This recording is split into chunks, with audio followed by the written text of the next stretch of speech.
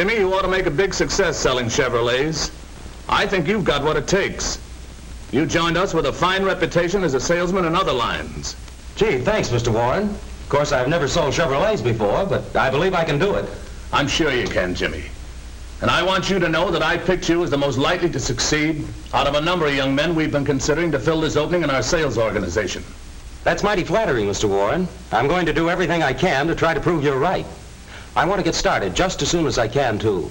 Do I start selling right away? Well, first you got to know your product. Now, here's some things you want to do before you even think about contacting.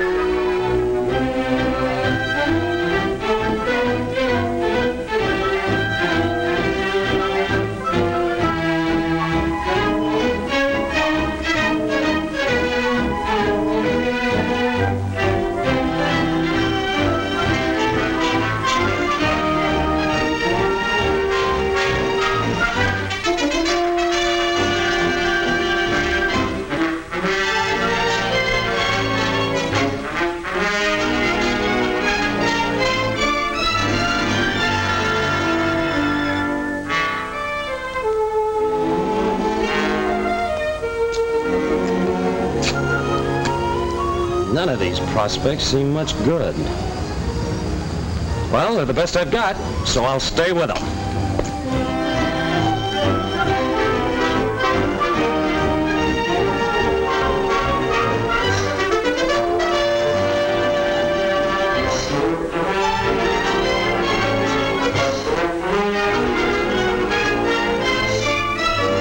Yeah, I thought I knew something about trucks. But there were 3 different models that seemed to fit his job. I didn't know which one to concentrate on. Oh, well, you can't sell them all. No.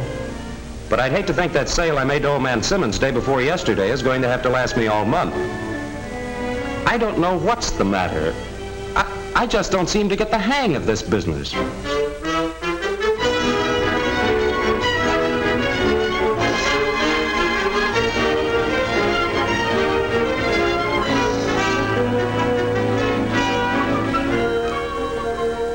But you see, Mr. Brooks, the Chevrolet knee action assembly is different than the Plymouth unit. I understand the Plymouth has the most expensive construction of any car. What's the difference in the 2 knee actions? Well, I don't know the difference, but I do know that Chevrolet is better.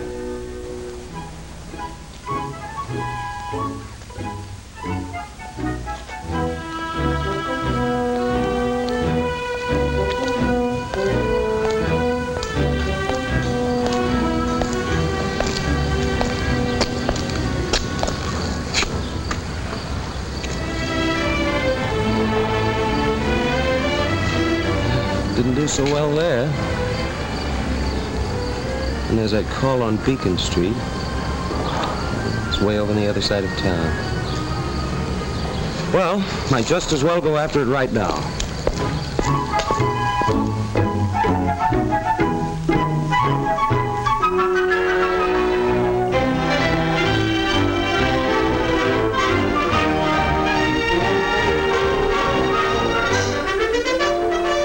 Mr. Harrington, $390 is just the absolute best we can do on your car. And that's exactly the reason why I won't buy. You're too far out of line. But Jimmy, we've got 539 Ford 2-doors on the lot now. We just can't go another cent higher on an appraisal. We don't need 39 2-doors. Okay. I see your side of it.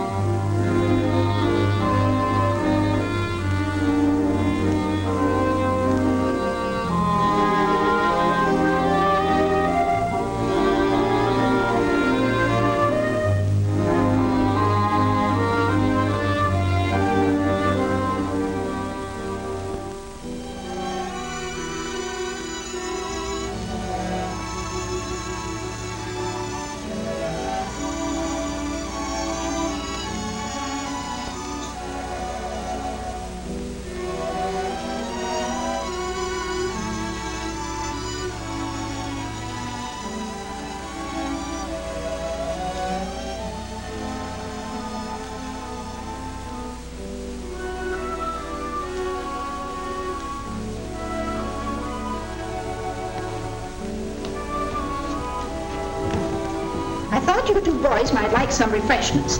So here's a pitcher of nice, cold lemonade. Thanks, Mother.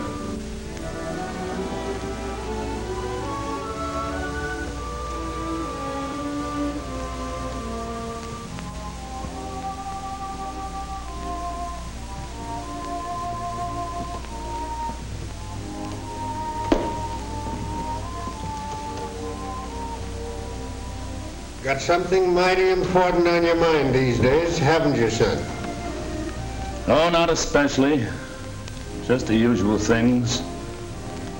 Business, you know. Sales problems, salesmen. Now, don't try to fool your old dad. There's something extra special worrying you, or I miss my guess. You know, I was just wondering. Take the average young fella today. He won't get out and work the way we used to when I started to sell. What makes you think that? Well, take this young fella, Jimmy Hill, for example. Last month, when I was looking for another new car salesman, he looked to me to have twice as much on the ball as anybody else I could find. He looked like a pretty good boy to me, too. Isn't he working out? Oh, yes, he makes a sale now and then. But that isn't the kind of a man I need, or want. Hasn't the man learned the knack of selling, I suppose? Well, I guess not, or else he'd be doing a great deal better. Don't you know what he's doing wrong? I can see enough from his sales reports. Been pretty much on his own, then. Yes. But he's had a good, thorough basic training. I haven't got the time to play nursemaid any of the salesmen. Maybe not, son. But I wouldn't know about that. That isn't what Harry Carpenter told me when you started out to work for him 11 years ago. But I got out and worked. Hard. And that's what I'm concerned about right now. Young fellas today won't work the way we did 11 years ago. Maybe not, son. And then again, maybe they're working harder than you think. Today, you may feel that you were a pretty good man when you first started in this business. And you probably were. But you owe a lot of your success to the way Harry Carpenter worked with you. Got you started straight. He used to tell me about the mistakes you made. You may not have known it, but you really served an apprenticeship. Every man does. Has to. In every business. Yeah, I suppose so. Remember how closely he worked with you the first year? He used to tell me about it. Yeah, I remember how he used to talk to me about my prospects and how I was to handle some of them. But you know, I always thought that was because he knew you so well. Maybe he had more of a personal interest in me. Nonsense. Not Harry. He worked that hard with every man he ever hired. And he was smart enough to realize that he knew more about selling cars than any man on his sales force, and that it took his direction and leadership to get the most out of his men. And I don't believe men have changed much since then. Now about this Jimmy. Doesn't he work? Doesn't he get in for the morning sales meetings? Oh, yeah, he's always punctual. He never misses. But take his prospects, for example. Why, I looked them over the other day, and it's just about the poorest list I've ever seen. I remember one of the first things that Harry drilled into me was the importance of having a good list of prospects. Yes? Then he showed me how to go about getting it, how to keep it up, how to cover the list, and how often. Why, I had the importance of prospects drilled into me from the very first day I started to work. Has Jimmy? Has Jimmy what? Had the importance of prospects pounded into him since the first day he started to work. Well, I've told him how important they are. Yeah, but have you shown him how, when, and where to get them? Have you checked on him every day to see that he did it right? Dad, I've got other work to do. Harry wasn't too busy to make a good man out of you. Huh?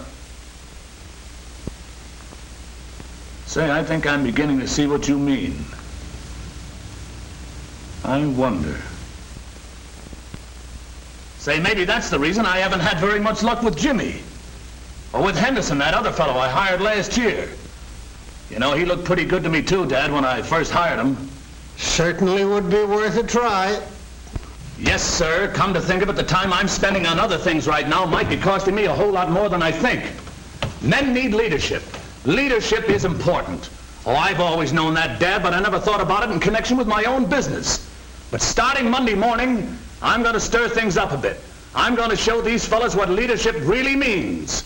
And then we'll see.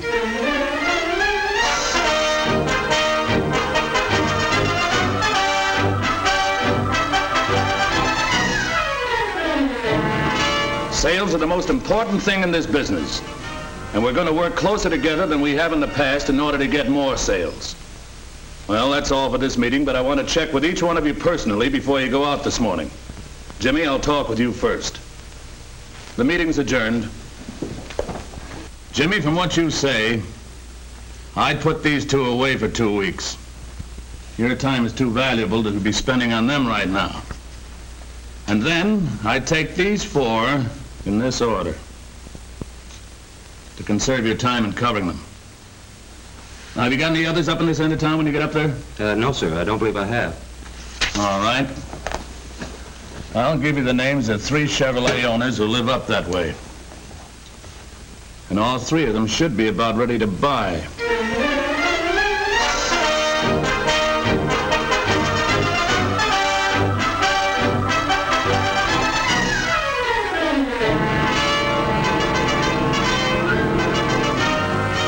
Harry, I don't think you drove quite far enough with that prospect before you let him take the wheel. Yes, Mr. Warren, but he bought the car. Yes, I know, but I'm speaking about your demonstrations in general.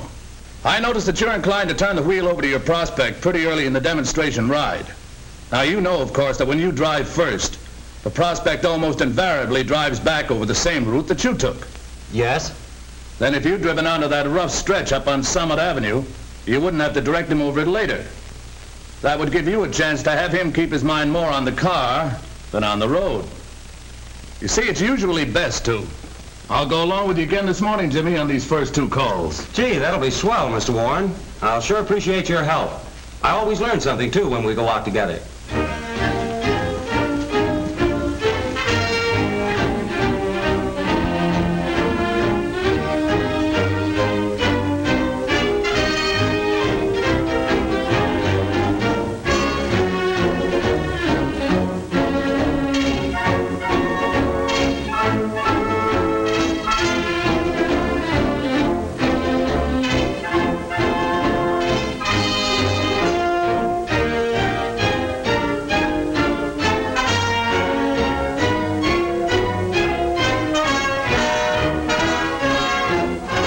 See him again tomorrow. And be sure to have Mrs. Beck come into the showroom tonight with her husband. Okay, I'll sure do it. And thanks again for your help, Mr. Warren.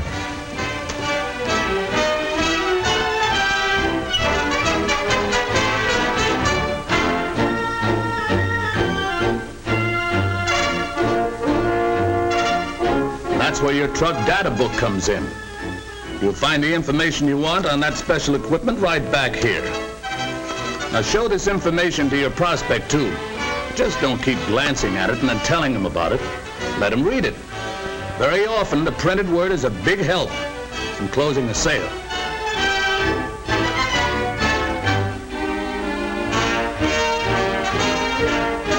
Just too many of them on hand now, George.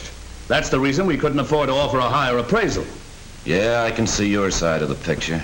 Yes, but there's a good side, too, George. For example, right now we have a single 39 Plymouth 4-door on the lot.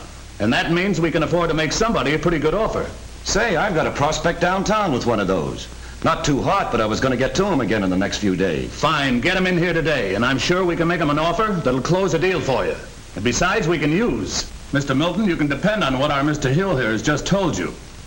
And I'll give you my own personal word, too, that if you have any trouble along that line, we'll make it good. Well, I don't know.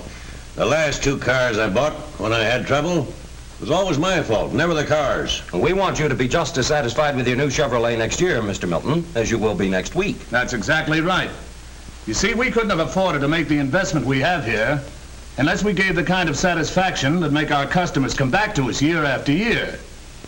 We want you to be a regular customer too, Mr. Milton. In fact, we hope you'll buy your next 10 cars from us.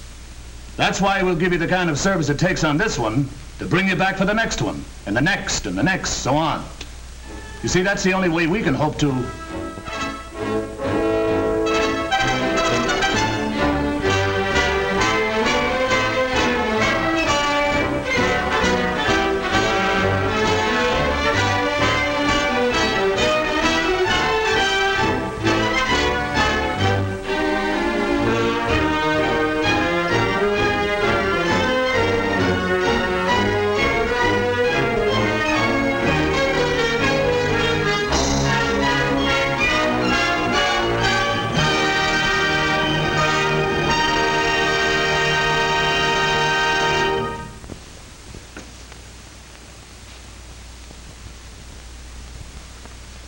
Believe me, leadership pays.